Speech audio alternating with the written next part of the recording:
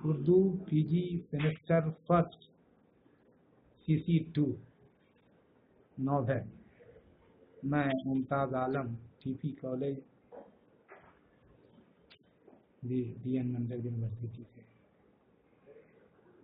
آج کی نشست میں CC1 CC2 فرسٹ سیمسٹر کا ناول کے سلسلے میں کچھ باتیں کرنی ہیں. پہلی کتاب ہے، اس میں توبۃ النصوح. توبۃ النصوح نذیر احمد کی ناول ہے. نذیر احمد کو ناول نگاری کا اولین درجہ حاصل ہے. اس میں کسی بھی شبہہ کی گنجائش نہیں کہ ان کے قصوں نے اردو ناول کے لیے راہ ہموار کر دی. وقار عظیم اس حقیقت کی طرف اشارہ کرتے ہوئے لکھتے ہیں، یہ صحیح ہے کہ نذیر احمد کے قصے اس مفہوم میں ناول نہیں جو ہم نے مغرب سے لیا ہے. یہ وقار عظیم لکھتے ہیں، لیکن اس میں شبہ نہیں کہ ناول کی داغ بیل انہی قصوں نے ڈالی ہے، یعنی توبۃ النصوح جو نذیر احمد کی ناول ہے. احتشام حسین نذیر احمد کو اردو کا پہلا ناول نگار تسلیم کرتے ہیں، اور اب پہلا ناول نگار تسلیم کرتے ہوئے اپنی رائے اس طرح سے ان الفاظ میں ظاہر کہتے ہیں، کوما کے اندر ہے کہ بہت سے نقاد نذیر احمد کو ناول نگار نہیں مانتے، لیکن محض اصطلاح کا چکر ہے. میں ان کی سماجی بصیرت اور تاریخی شعور پر نظر رکھ کر انہیں اردو کا پہلا اہم ناول نگار تسلیم کرتا ہوں. یہ احتشام حسین صاحب نے نذیر احمد کے بارے میں اپنا قول نقل کیا ہے، اور یہ حقیقت بھی ہے کہ ہم فنی اعتبار سے ان کے ناولوں پر کتنے ہی اعتراض کریں، وہ آخر میں ہمیں تسلیم کرنا ہی پڑتا ہے کہ انہوں نے اردو ادب کو ایسے فارم سے یقیناً روشناس کرایا ہے جو ناول سے قریب تر ہے. یہ صحیح ہے کہ ان کے ابتدائی ناولوں میں فن کی ان کی گرفت بہت کمزور نظر آتی ہے. ان میں ربط، تسلسل، ارتقاء کا احساس نہیں ملتا. قصے میں پیش آنے والے واقعات کا فنی جواز کم اور اصلاحی جواز زیادہ نظر آتا ہے. ان کے کردار زیادہ تر مثالی ہے، لیکن ان فنی طور پر ناقص ناولوں سے بھی یہ احساس ابھرتا ہے کہ قصہ فرد اور معاشرے کی زندگی میں اصلاح کا ایک مؤثر ذریعہ ثابت ہو سکتا ہے، اور تخیل و تصور کی رنگینیوں کے بغیر بھی زندگی کی سیدھی سادی سچی حقیقتیں بھی کہانی کی بنیاد بن سکتی.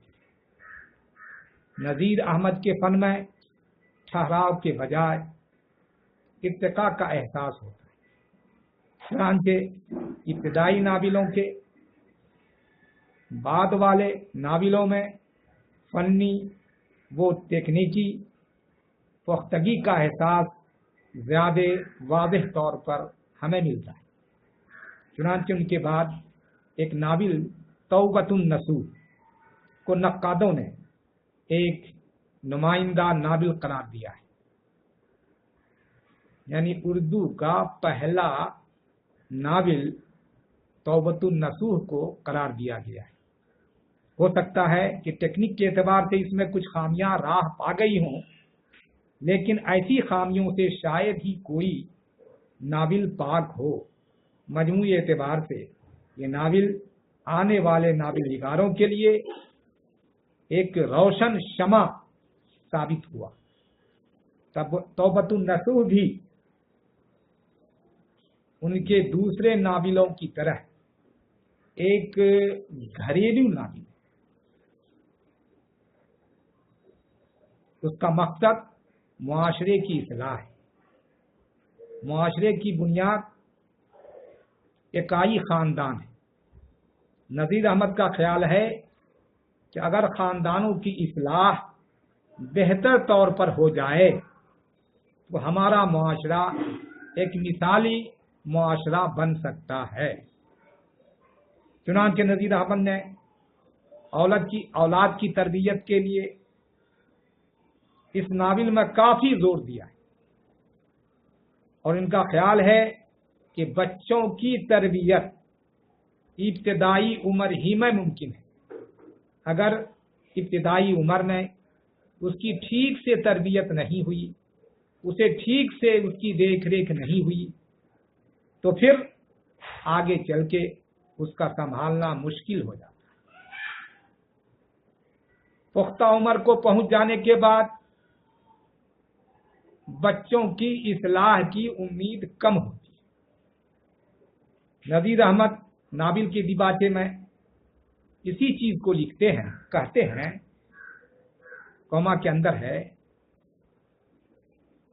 تربیت اولاد صرف اسی کا نام نہیں ہے کہ پال پوس کر اولاد کو بڑا کر دیا جائے، روٹی کمانے کھانے کا ہنر اس کو سکھا دیا جائے، ان کا بیاہ برات کرا دیا جائے، بلکہ ان کے اخلاق کی تہذیب، ان کے مزاج کی اصلاح، ان کے آداب کی درستگی اور ان کے خیالات وہ اعتقادات کی تصحیح بھی ماں باپ پر فرض ہے۔ جی، جیسی تربیت ہوگی بچوں کی، کہنے کا ماحصل یہ تو ان کا اپنا قول ہے نذیر احمد کا،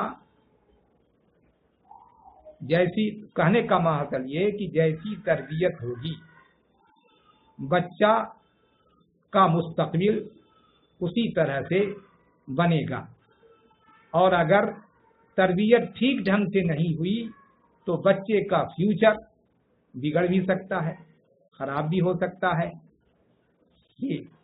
اسی کو نذیر احمد نے اپنے اس دیباچے میں پیش کیا۔ بچوں کی اصلاح کم سنی ہی میں ممکن ہے، یعنی کم عمر میں، جب وہ تربیت پذیر ہوتے ہیں، اور بڑے ہونے پر اصلاح اس کی ممکن ہو جاتی، ناممکن ہو جاتی۔ بڑے ہونے پر اس کی اصلاح ناممکن ہو جاتی ہے۔ نذیر احمد نے تربیت اولاد سے متعلق اپنے خیالات کا اظہار ایک ایسے جوڑے کے حالات زندگی پر کے پس منظر میں کیا ہے جو ایک طویل عمر گزر جانے کے بعد اپنے اولاد کی مذہبی و اخلاقی اصلاح کی طرف توجہ دیتے ہیں، لیکن وہ اپنے مقصد میں کامیاب نہیں ہوتے ہیں۔ ان کی اولاد اس وقت تک مغربی تہذیب میں رنگ چکی ہوتی ہے۔ لڑکی تو کسی طرح راہ راست پر آ جاتی ہے، لیکن لڑکا ٹھوکریں کھا کر مر جاتا ہے۔ इस नॉवेल में कई किरदार हमारे सामने आते हैं। अंग्रेजी में नॉवेल कहिए और उर्दू में नॉवेल कहिए, नाविल कहिए जी, नाविल। इस नॉवेल में कई किरदार हमारे सामने आते हैं, लेकिन पूरी कहानी नसूह, कलीम और नईमा के गिर्द घूमती रहती है। नसूह, कलीम और नईमा का बाप, नसूह कलीम और नईमा का बाप। नसूह जब अपनी पुख्ता उम्र के कलीम और नईमा की इस्लाह की कोशिश करता है तो वो दोनों डटकर इसका मुकाबला करता है बेखौफी के साथ। वालिदैन और इन दोनों बच्चों की कशमकश में इस नाविल का मौजू है, जिसे नज़ीर अहमद ने बड़ी फनी चाबुक दस्ती के साथ बड़े दिलचस्प अंदाज में पेश करने की कोशिश की है। नज़ीर अहमद ने इस नावल का नसूह को मरकजी किरदार के तौर पर पेश किया। उसकी कोशिशों के बावजूद लड़के राह रास्त पर आते हैं। राह रास्त पर बड़ी कोशिश के बावजूद भी लड़के राह रास्त पर आते नहीं दिखाई देते हैं, तो नसूह महरूमी मायूसी की तस्वीर बनकर रह जाता है। ऐसी सूरत में नज़ीर अहमद के साथ हम भी नसूह के लिए अपने दिल में हमदर्दी का जज्बा महसूस करते हैं, गरचे हमें इसके बाद अक़दामात खिलाफ मसलहत और इंसानी नफ्सियात के मनाफी नजर आते हैं। कलीम का बाग़ियाना किरदार नज़ीर अहमद और उनके ज़माने वालों की नज़र में यकीनन नापसंदीदा रहा होगा, लेकिन मौजूदा ज़माने का कारी नज़ीर अहमद के एहसास में बराबर का शरीक किसी तरह नहीं हो सकता। कलीम की फितरत मस्ख नहीं हुई थी। वालिदैन ने कम सिनी ही में उसकी अच्छी से अच्छी तरबियत नहीं की, जिसकी वजह से वो गलत रास्ते पर लग गया। इस तरह कलीम की गलत कार्यों में उसके वालिदैन भी शरीक हैं। कलीम के अंदर गैरत व हमीयत का जज्बा आखिर तक मौजूद दिखाई देता है। हालात और मुसीबतों और सदमों की यलगार ने उसे जिद्दी बना दिया। इसके मजमूई हालात पर नजर रखने वाला कारी उसके लिए अपने दिल में यकीनन हमदर्दी महसूस करेगा। इस नावल का प्लॉट बिल्कुल सीधा सादा है, सिंपल है। इसमें कोई घुमाव और पेचीदगी नहीं है। वाकयात का सोचे समझे मंसूबे के मुताबिक आगे बढ़ते हैं, लेकिन किस्से के माहौल और फिजा को नाविल निगार ने कुछ इस तरह पेश किया है कि उस किस्से को पढ़ते हुए महसूस होता है कि हम किस्सा नहीं नाविल पढ़ रहे हैं, और हम पूरी तरह किस्से की फिजा में शरीक होकर खुद उसका एक हिस्सा बन जाते हैं। अलबत्ता नाविल का अंजाम किसी कदर गैर फितरी नजर आता है। नाविल निगार ने कहानी को जिस अंदाज में खत्म किया है वो उनके मकसद और इस्लाही नुक्ते नजर के मुताबिक तो यकीनन है, लेकिन इस अंजाम के मंतकी जवाब पर अहले नजर ने शुबहा जाहिर किया है। जैसा कि मोहम्मद सादिक नज़ीर अहमद की नावल निगारी पर तबसरा करते हुए लिखते हैं कि नज़ीर अहमद के नाविल साफ तौर पर इस्लाही ख्यालात की तरफ इशारा करते हैं। वो कहानी बनाते हैं जो उनकी मुस्लिहाना कोशिश का नतीजा है। फिर उसमें बने हुए किरदार रख दिए जाते। उनको इससे दिलचस्पी नहीं कि किरदार क्या चाहता। शतरंज के मोहरों की तरह वो कहानी को इसके पहले से मुकर्रर शुदा अंजाम तक पहुंचा देते हैं। ये था कौल सादिक का नज़ीर अहमद से मुतल्लिक।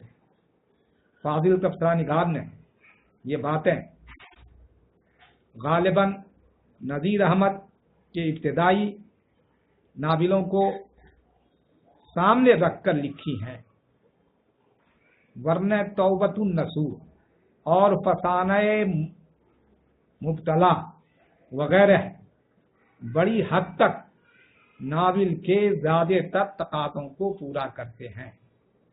अलबत्ता ये बात अपनी जगह इसी कदर सही है कि मकसदियत पर ज़्यादा तवज्जह देते हैं और इसकी खातिर हकीकत का खून करने से दरेग नहीं करते।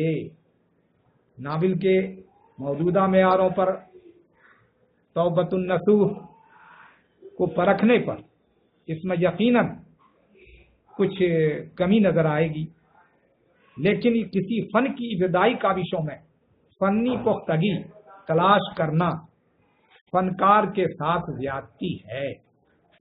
नज़ीर अहमद का उर्दू अदब पर यह एहसान है कि उन्होंने उर्दू दास्तान की रिवायत से इनहराफ करते हुए, उर्दू दास्तान की रिवायत से बगावत करते हुए नाविलों के लिए राह हमवार की और कुछ ऐसे नाविल नमूना के तौर पर लिखे जो उर्दू अदब में एक नई सिन्फ के की संग बुनियाद साबित हुए।